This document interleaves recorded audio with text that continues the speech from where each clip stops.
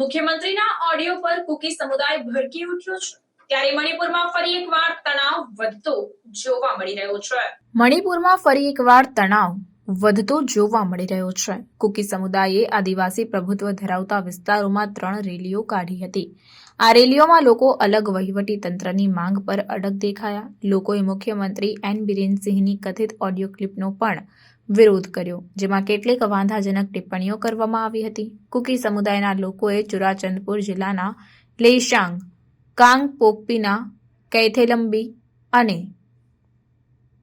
તેંગનોપલના મોરેહમાં રેલીઓ યોજી હતી. ચુરાચંદપુર જિલ્લામાં ભાજપના રાજ્ય એકમના પ્રવક્તા માઇકલ લામજાથાંગના પૈતૃક ઘરને અજાણ્યા લોકોએ આગ લગાવી હતી. હુમલા દરમિયાન તુઇબોંગ સબ ડિવિઝનના પેનિયલ ગામમાં એક ઘરના કમ્પાઉન્ડમાં પાર્ક કરેલી કારને પણ આગ ચાંપી દેવામાં આવી હતી.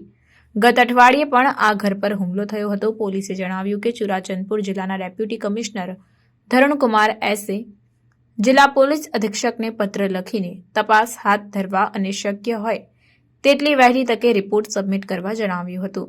મુખ્યમંત્રી એન બિરેન સિંહે પણ લમજથાંગના ઘર પર ત્રીજા હુમલાની આકરી ટીકા કરી હતી. ચુરાચંદપુરમાં આ રેલી લેશાંગના એંગ્લો કુકી વોર્ડ ગેટથી શરૂ થઈ હતી.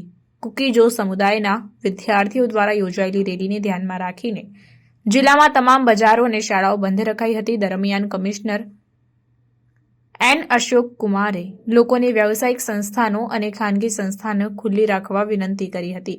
સેંકડો વિરોધીઓએ રેલીમાં ભાગ લીધો હતો, જે કાંગપોકપીના કિથેલમ્બી મિલિટરી કોલોનીથી શરૂ થઈ હતી અને 8 કિલોમીટરનું અંતર કાપીને જિલ્લા સુધી હેડક્વાર્ટર થોમસ મેદાન સુધી પહોંચી હતી.